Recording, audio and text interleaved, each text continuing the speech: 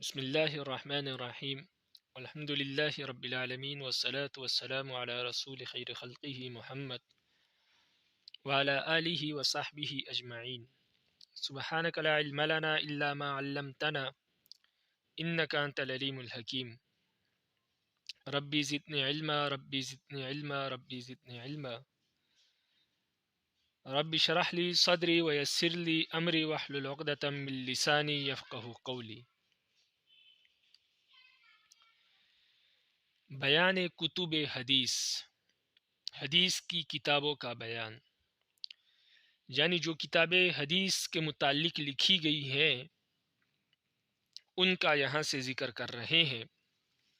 تو حدیث میں بہت ساری کتابیں لکھی گئی ہیں، لیکن اگر ان کتابوں کو تقسیم کیا جائے تو مختلف اعتبار سے حدیث کی کتابوں کی دو تقسیمات بنتی ہے۔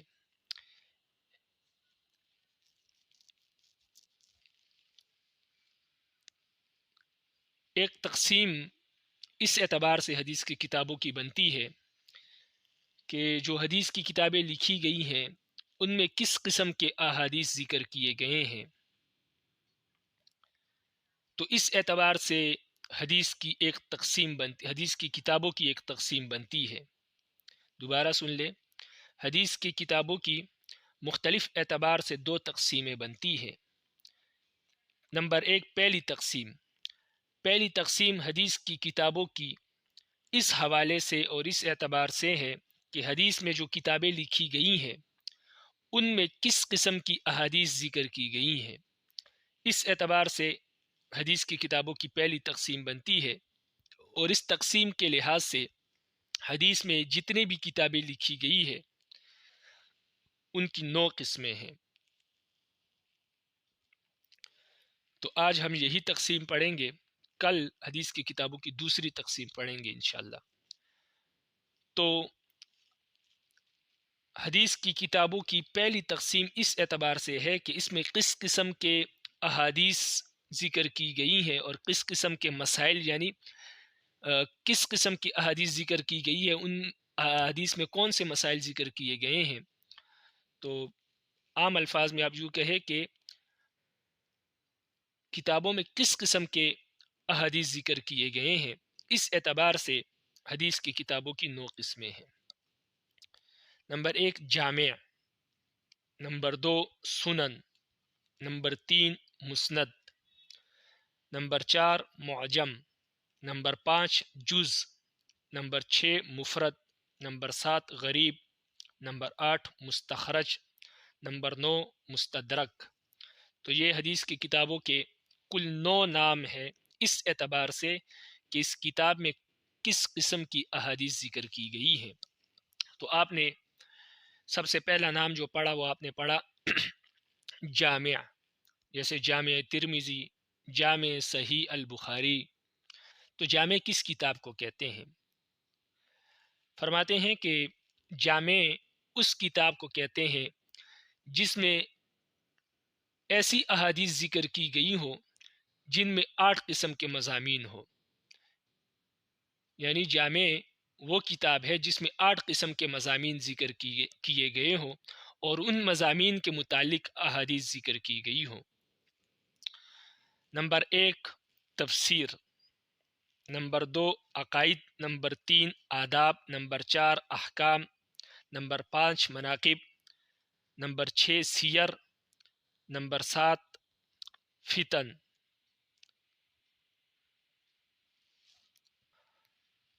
اور نمبر آٹھ، علامات قیامت۔ تو جس کتاب میں یہ 8 مضامین ذکر کیے گئے ہوں، یعنی ان 8 مضامین سے متعلق احادیث جس کتاب میں ذکر کی گئی ہوں اس کتاب کو جامع کہیں گے۔ نمبر ایک، ایسی احادیث ذکر کی گئی ہو جو تفسیر سے متعلق ہو، یعنی اس میں کسی آیت، کسی سورت کی تفسیر بیان کی گئی ہو، تو کتاب التفسیر جس کتاب میں ہو۔ نمبر ایک، عقائد ہو، کتاب الایمان وغیرہ جس کتاب میں ہو۔ نمبر تین، آداب، مختلف چیزوں کے آداب بیان کیے گئے ہو، پانی پینے کے، کھانا کھانے کے وغیرہ. اسی طرح احکام مسائل وغیرہ کے متعلق اگر احادیث ذکر کی گئی ہو، نماز وغیرہ، روزہ، زکوٰۃ وغیرہ کے متعلق جو احکام کے متعلق احادیث ذکر کی گئی ہو جس کتاب میں. مناقب سے مراد صحابہ اکرام کے جو مناقب ہے، جو ان کے صفات ہے، ان کی تعریفات ہے، ان کے متعلق احادیث ہو. سیر کہتے ہیں تاریخ کو، نبی علیہ السلام کی سیرت کو، تو تاریخ سے متعلق بھی احادیث اس میں ذکر ہو، نبی علیہ السلام کی سیرت کے متعلق بھی ذکر ہو. فتن کہتے ہیں جو فتنے بپا ہوں گے، جو پہلے ہو چکے یا بعد میں جو فتنے آئیں گے، ان کے متعلق احادیث ذکر ہو، یعنی کتاب الفتن بھی اس کتاب میں موجود ہو. اسی طرح اشرات، باب اشرات الساعہ، یعنی علامات قیامت کے متعلق بھی جس کتاب میں احادیث ذکر کی گئی ہو. تو جس کتاب میں یہ 8 قسم کے مضامین اور ان کے متعلق احادیث ذکر کی گئی ہو، اس کتاب کو جامع کہتے ہیں. ان 8 مضامین کو مختصر طور پر یاد کرنے کے لیے ایک شعر ہے فارسی کا، اس کو آپ یاد کر لیں. سیر و آداب و تفسیر و عقائد، فتن و احکام و اشرات و مناقب. یہ شعر ہے، اس میں یہ ساری 8 چیزیں آگے: سیر، آداب و تفسیر و عقائد، فتن و احکام و اشرات و مناقب. اشرات سے مراد علامات قیامت ہے، باقی وہی ساری چیزیں ہیں. تو جس کتاب میں یہ 8 قسم کے مضامین یعنی ان کے متعلق احادیث ذکر کی گئی ہو، کہ اس میں تفسیر کے متعلق بھی احادیث و عقائد کے متعلق بھی ہو، آداب، احکام، مناقب، سیر، فتن، علامات قیامت کے متعلق احادیث ذکر کی گئی ہو، تو اس کتاب کو جامع کہتے ہیں، یعنی اس میں ہر قسم کے مضمون کی حدیث ذکر ہو. تو ٹوٹل یہ 8 مضامین ہے، یعنی جس کتاب میں یہ تمام مضامین اور اس کے متعلق احادیث ذکر کی گئی ہو تو اس کتاب کو جامع کہتے ہیں، یعنی جامع اس نے ہر قسم کے مضمون کو جمع کیا ہے اپنے اندر. مثال کے طور پر جیسے جامع بخاری اور جامع ترمذی. بخاری کے ساتھ ایک لفظ دوسرا لگتا ہے، جامع الصحیح البخاری، الجامع الصحیح البخاری. تو صحیح اس کو کیوں کہتے ہیں، یہ کل جب ہم دوسری تقسیم کریں گے کتابوں کی، حدیث کی کتابوں کی مقبول اور غیر مقبول ہونے کے اعتبار سے، تو آپ کو معلوم ہو. تو جب ہم حدیث کی کتابوں کی مقبول اور غیر مقبول ہونے کے اعتبار سے تقسیم کریں گے تو آپ کو معلوم ہو جائے گا کہ صحیح بخاری کو الجامع الصحیح کیوں کہتے ہیں. جامع کا تو آپ کو معلوم ہو گیا کہ جامع کیوں کہتے ہیں، اس لیے کہ اس میں 8 قسم کے مضامین بیان ہوئے ہیں، ان کے متعلق احادیث بھی. اور الصحیح کیوں کہتے ہیں، یہ کل کے درس کے سننے کے بعد معلوم ہو جائے گا. لیکن جامع ترمذی، اس کو صرف جامع ترمذی کہتے ہیں. تو اس کو جامع کیوں کہتے ہیں تو یہ آپ کو معلوم ہو گیا ہوگا. دوسری قسم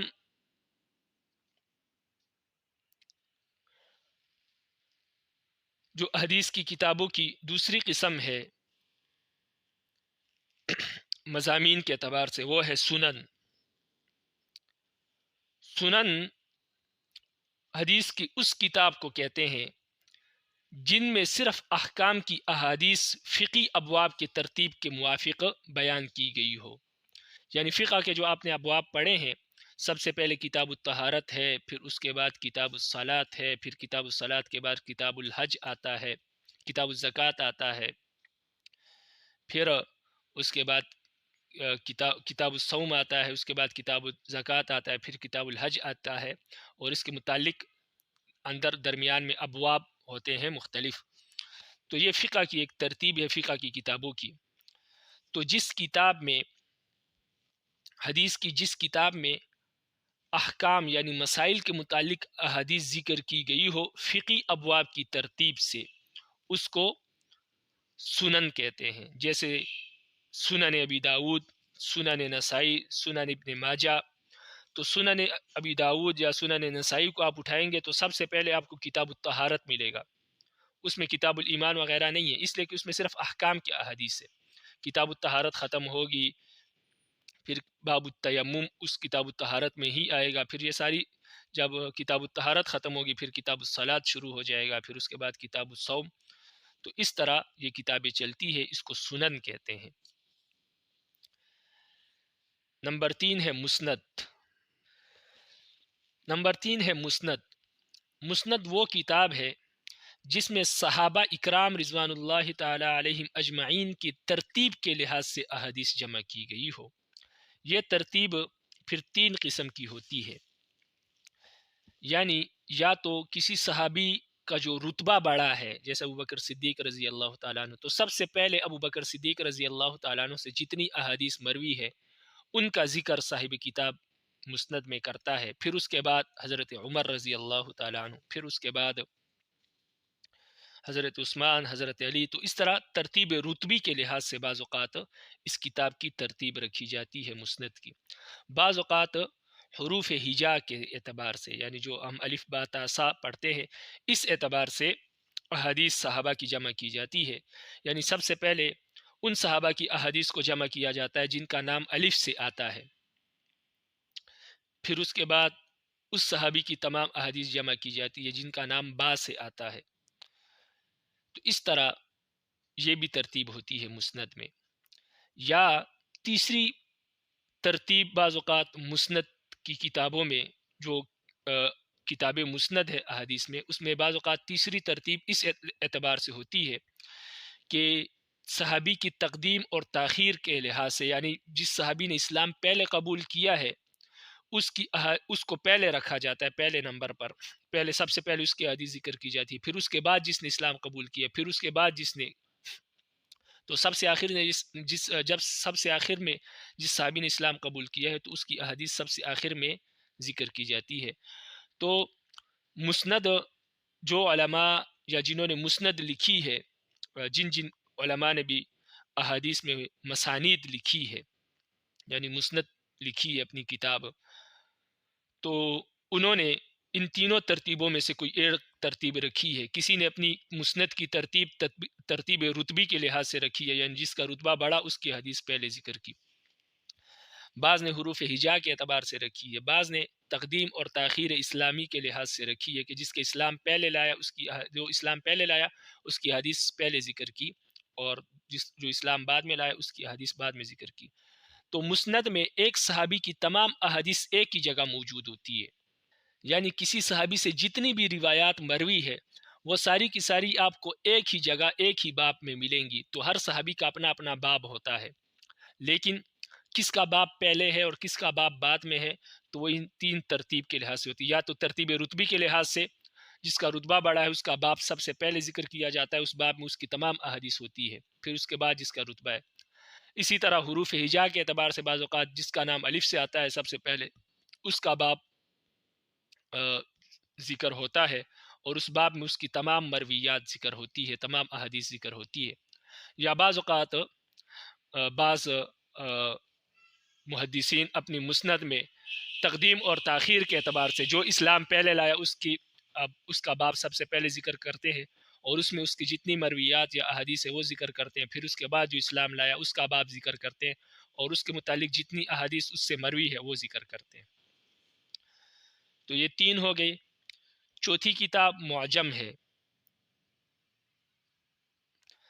معجم وہ کتاب ہے جس کے اندر محدث، جس شخص نے وہ کتاب لکھی ہے، وہ اپنے اساتذہ کے ترتیب کے لحاظ سے احادیث ذکر کرتا ہے، یعنی جس استاد سے اس نے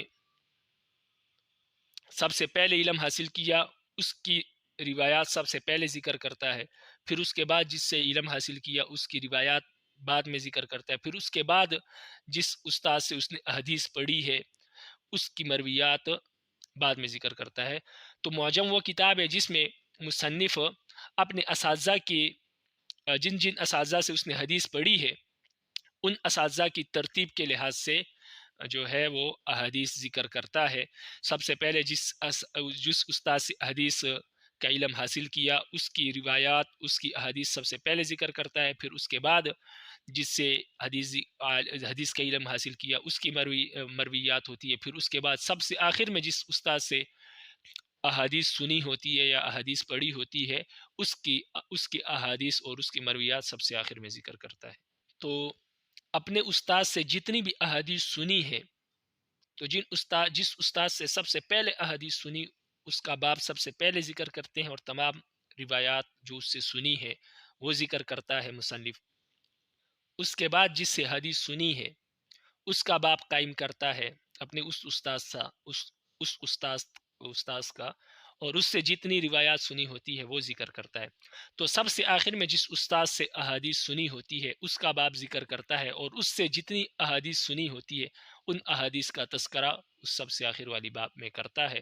اس کو معجم کہتے ہیں، جیسے معجم طبرانی وغیرہ، یہ احادیث کی کتابیں ہیں جو اسی ترتیب سے لکھی گئی ہے. نمبر 5، جز. احادیث کی کتابوں میں ایک کتاب جز بھی کہلاتی ہے. تو جز وہ کتاب ہوتی ہے احادیث کی جس میں صرف ایک مسئلے کے متعلق جو احادیث ہے وہ جمع کی گئی ہو.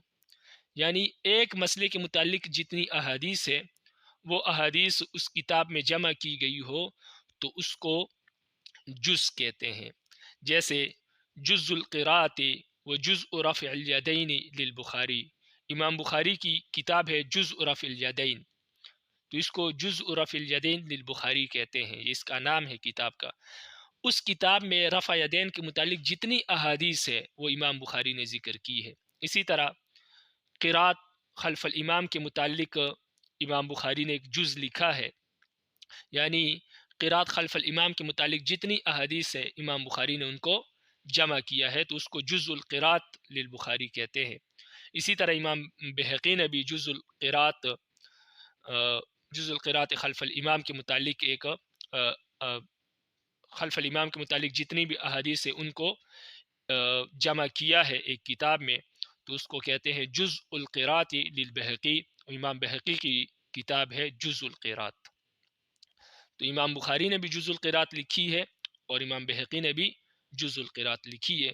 تو وہ کتاب جس میں ایک مسئلے کے متعلق احادیث جمع کی گئی ہو تو اس کتاب کو جز کہتے ہیں. یعنی اس کتاب میں آپ کو کسی دوسرے مسئلے کے متعلق کوئی حدیث نہیں ملے گی، صرف اس ایک مسئلے کے متعلق وہ کتاب لکھی گئی ہوگی اور اس ایک مسئلے کے متعلق احادیث جمع کی گئی ہوں گی.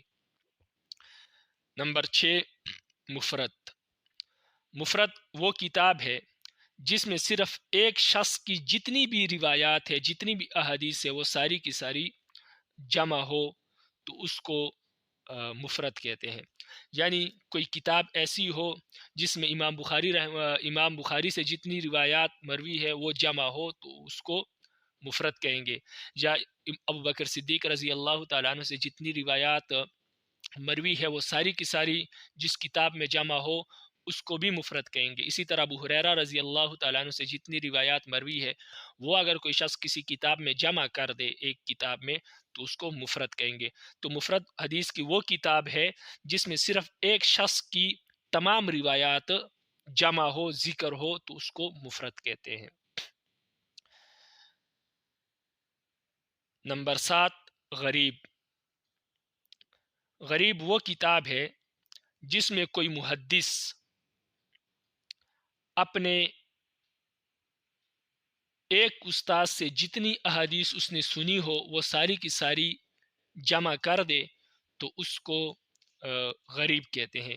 یعنی کوئی محدث اپنی احادیث یا کسی کی احادیث نہیں بلکہ اپنے استاد سے جو اس کے کئی سارے استاذ ہیں لیکن ان اساتذہ میں سے کسی ایک استاد سے جتنی روایات اس نے سنی ہے وہ تمام روایات ایک کتاب میں جمع کر دے تو اس کتاب کو غریب کہیں گے. مثال کے طور پر کوئی محدث امام بخاری اور امام مسلم دونوں کا شاگرد ہے اور اس نے امام بخاری، مثال کے طور پر امام ترمذی لے لے، اس نے امام بخاری سے بھی احادیث سنی ہے اور امام مسلم سے بھی احادیث سنی ہے اور ان کے علاوہ دیگر محدثین سے بھی احادیث سنی ہے. لیکن امام ترمذی مثال کے طور پر امام مسلم سے جتنی بھی احادیث اس نے سنی ہے تو وہ ساری کی ساری احادیث ایک کتاب میں جمع کر دے، ذکر کر دے، اور کسی دوسرے استاد سے جو اس نے حدیث سنی ہے ان میں سے کوئی ایک حدیث بھی اس کتاب میں ذکر نہ کرے بلکہ اپنے ایک استاد یعنی امام مسلم سے جتنی احادیث اس نے سنی ہے وہ ساری کی ساری جمع کر دے تو اس کتاب کو غریب کہیں گے. مستخرج. مستخرج آپ نے سنی ہوگی کتاب مستخرج ابی عوانہ وغیرہ بہت ساری کتابیں ہیں۔ مستخرج وہ کتاب ہے جس میں کسی دوسری حدیث کی کتاب کی جو احادیث کی زائد سندیں ہیں ان کا ذکر کیا گیا ہو۔ مستخرج وہ کتاب ہے جس میں دوسری کتاب کی حدیثوں کی زائد سندوں کا استخراج کیا گیا ہو، ذکر کیا گیا ہو۔ مثال کے طور پر امام بخاری نے جتنی بھی احادیث ذکر کی ہیں ان میں سے بعض احادیث ایسی ہے جن کی کئی سندیں ہیں، یعنی جو کئی سندوں سے کئی طریقوں سے مروی ہے، لیکن امام بخاری نے ایک سند ذکر کی ہے، باقی سندیں ذکر نہیں کی۔ تو کوئی شخص، کوئی محدث اب امام بخاری نے جن جن احادیث کی زائد سندیں ذکر نہیں کی، صرف ایک سند ذکر کی ہے، وہ کوئی کتاب ایسی لکھے کہ جن میں ان احادیث کی جن احادیث کی کئی ساری سندیں ہیں اور امام بخاری نے ان کی سندیں ذکر نہیں کی، بلکہ ایک اس حدیث کی ایک ہی سند ذکر کی، تو ان تمام احادیث کو جمع کر دے اپنی کتاب میں، اور اس کی جو زائد سندیں ہیں جو امام بخاری نے ذکر نہیں کی اس کا بھی تذکرہ کر دے، تو اس کتاب کو مستخرج کہیں گے۔ تو مستخرج اس کتاب کو کہتے ہیں جس میں دوسری کتاب کی حدیثوں کی زائد سندیں ذکر کی گئی ہوں، یعنی کسی دوسری کتاب کو لے لیا جائے، اس میں ایسی احادیث تلاش کی جائیں جس میں جن احادیث کی کئی سندیں ہیں لیکن اس کتاب والے نے صرف ایک سند ذکر کی، تو ان تمام احادیث کو جمع کیا جائے اور ان کی جو مزید سندیں ہیں ان کا بھی تذکرہ کر دیا جائے، تو اس کتاب کو مستخرج کہیں گے۔ یعنی اس میں دوسری کتاب کی جو احادیث کی زائد سندیں تھی ان کا بھی استخراج کیا گیا ہے، جیسے مستخرج ابی عوانہ۔ مستدرک وہ کتاب ہے جس میں دوسری کتاب کی شرط کے موافق جو اس سے احادیث رہ گئی ہیں ان کا بھی تذکرہ کیا گیا ہو، تو اس کو مستدرک کہتے ہیں۔ مثال کے طور پر امام بخاری کی شرائط پر جو احادیث پوری اترتی ہے، امام بخاری نے ان احادیث کا تذکرہ اپنی کتاب میں کیا، لیکن مثال دے رہا ہوں، صرف مثال کو سمجھے۔ امام بخاری کی شرائط پر جو احادیث پوری اترتی تھی، امام بخاری نے ان احادیث کو جمع کیا اپنی کتاب میں، لیکن کچھ احادیث ایسی بھی تھی جو امام بخاری کے شرط پر پوری اترتی تھی لیکن امام بخاری نے اس کو بخاری شریف میں ذکر نہیں کیا، مثلا وہ رہ گئی۔ انسان ہے، انسان کے بس میں ایسا نہیں ہے کہ سب کچھ کر لے، تو وہ احادیث رہ گئی امام بخاری سے، لیکن وہ احادیث امام بخاری کے شرط کے موافق تھی بالکل، لیکن امام بخاری نے ذکر نہیں کی، ان سے رہ گئی ہے۔ اب کوئی دوسرا محدث آتا ہے اور امام بخاری کے شرط کے موافق جو دیگر احادیث تھی ان کو بھی جمع کر لیتا ہے اور ایک کتاب ترتیب دیتا ہے جس میں امام بخاری کی بھی ساری احادیث اور جو اس سے رہ گئی تھی وہ احادیث بھی جو اس کے شرط کے موافق تھی وہ بھی ذکر کر دے اپنی اس کتاب میں، تو اس کتاب کو مستدرک کہتے ہیں۔ تو یہ مستدرک صرف ایک ہی کتاب ہے اور ایک ہی شخص مستدرک مستدرک بن سکا جس کو حاکم کہتے ہیں۔ حاکم کے علاوہ کسی دوسرے شخص نے مستدرک نہیں لکھی حدیث کی کتابوں میں، یہاں تک میرا علم ہے اس لحاظ سے، باقی واللہ عالم، اللہ تعالیٰ کو حقیقی علم ہے۔ تو جیسے کہ مستدرک حاکم، تو یہ کتاب ہے مستدرک حاکم، تو باقی مستدرک آپ سمجھ گئے کہ مستدرک اس کتاب کو کہتے ہیں جس میں کسی دوسری کتاب کے شرط کے موافق جو احادیث اس سے رہ گئی تھی وہ احادیث بھی پوری کر لے، تو اپنی یعنی کوئی دوسری کتاب لکھے یہ شخص اور اس میں اس کتاب کی بھی تمام احادیث لکھے اور جو اس کے شرط کے موافق اس کے مصنف سے رہ گئی تھی وہ احادیث بھی لکھ دے، تو اس کتاب کو مستدرک کہیں گے۔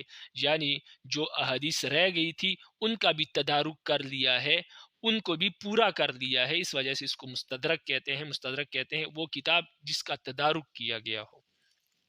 ابھی آپ کتاب کو دیکھیں، فرماتے ہیں بیان کتب حدیث۔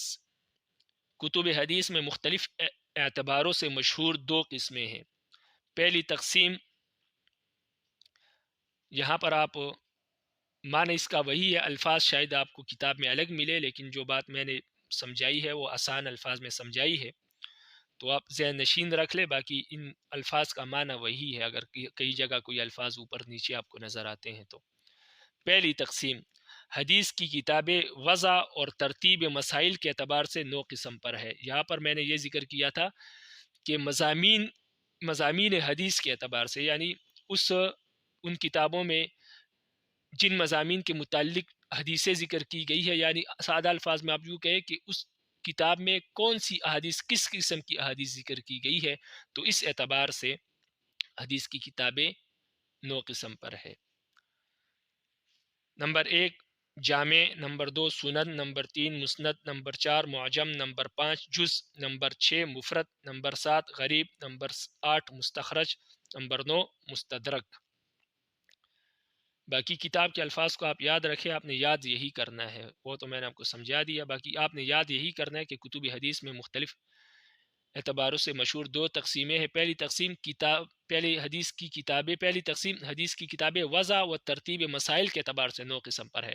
میں نے کہا کہ اس میں جس قسم کی احادیث ذکر کی گئی ہے اس اعتبار سے اس کی 9 قسمیں ہیں۔ بات ایک ہی ہے، لیکن آپ نے یاد یہی الفاظ کرنے ہیں، باقی سمجھنے کے لیے وہ الفاظ آپ یاد رکھیں۔ نمبر 1 جامع وہ کتاب ہے جس میں تفسیر، عقائد، آداب، احکام، مناقب، سیر، فتن، علامات قیامت وغیرہ ہر قسم کے مسائل کی احادیث مندرج ہو، یعنی ذکر کی گئی ہو۔ کما قیل، جیسے کہ کہا جاتا ہے، سیر، آداب و تفسیر و عقائد، فتن، احکام و اشراط و مناقب۔ یہ شعر ہے، اس میں یہ 8 چیزیں ذکر ہے، جیسے بخاری اور ترمذی، یعنی بخاری شریف اور ترمذی شریف، تو جامع بخاری اور جامع ترمذی۔ نمبر 2 سنن وہ کتاب ہے جس میں احکام کی احادیث فقی ابواب کی ترتیب کے موافق بیان کی گئی ہو، جیسے سنن ابی داؤد، سنن نسائی، سنن ابن ماجہ۔ مسند وہ کتاب ہے جس میں صحابہ اکرام رضوان اللہ تعالی علیہم اجمعین کی ترتیب رتبی یا ترتیب حروف ہجا یا تقدیم و تاخیر اسلامی کے یا تقدم و تاخر اسلامی کے لحاظ سے احادیث مذکور ہو، جیسے مسند احمد، مسند دارمی۔ نمبر 4 معجم وہ کتاب ہے جس کے اندر وضع احادیث میں ترتیب اساتذہ کا لحاظ رکھا گیا ہو، جیسے معجم طبرانی۔